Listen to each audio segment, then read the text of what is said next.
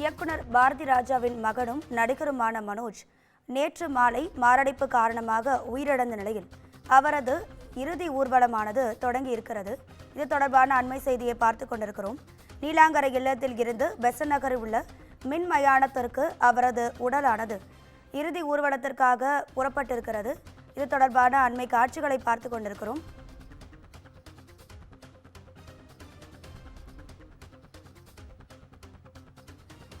இது குறித்தான கூடுதல் தகவல்களை தருவதற்காக நமது செய்தியாளர் சக்திவேல் இணைப்பில் இருக்கிறார்.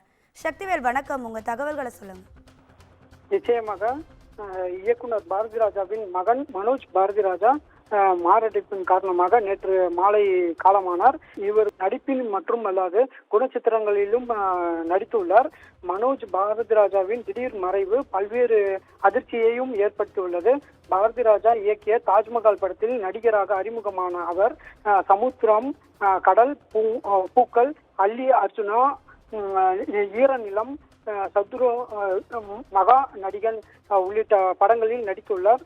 சரத்குமார், முரளி ஆகியோருடன் இணைந்து அவர் நடித்த சமுத்திரம் திரைப்படம் மற்றும் சத்யராஜுடன் இணைந்து நடித்த மகா நடிகன், வருஷமெல்லாம், வசந்தம் ஆகிய படங்களில் இவரது நடிப்பை கவனம் பெற்றுள்ளது.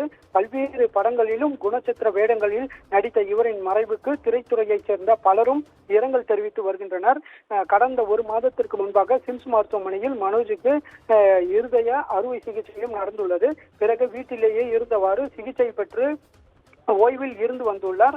2-3 தினங்களாக உடல்நல குறைவு ஏற்பட்டுள்ளதன் காரணமாகவே நேற்று மாலை மாரடைப்பின் காரணமாக அவர் காலமானார். நீலாங்கரையில் உள்ள மனோஜ் இல்லத்திற்கு அவரது உடலானது கொண்டு வைக்கப்பட்டு இறுதி அஞ்சலிக்காக வைக்கப்பட்டது. இந்நிலையில் தற்போது அரசியல் தலைவர்கள், திரைத்துறையினர், பொதுமக்கள் அஞ்சலிக்கு பிறகு தற்போது இறுதி ஊர்வலமானது தொடங்கியுள்ளது. மனோஜ் பாரதி ராஜாவின் உடல் பெசன்ட் நகரில் உள்ள மின் மயானத்தில் தகனம் செய்யப்பட உள்ளது. முன்னதாக நீலாங்கரை இல்லத்தில் இருந்து தற்போது மனோஜ் அவரின் உடலானது கொண்டு வரப்பட்டுள்ளது.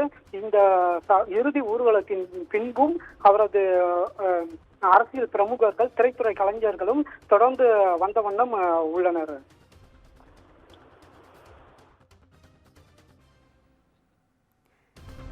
தகவல்களுக்கு நன்றி சக்திவேல்.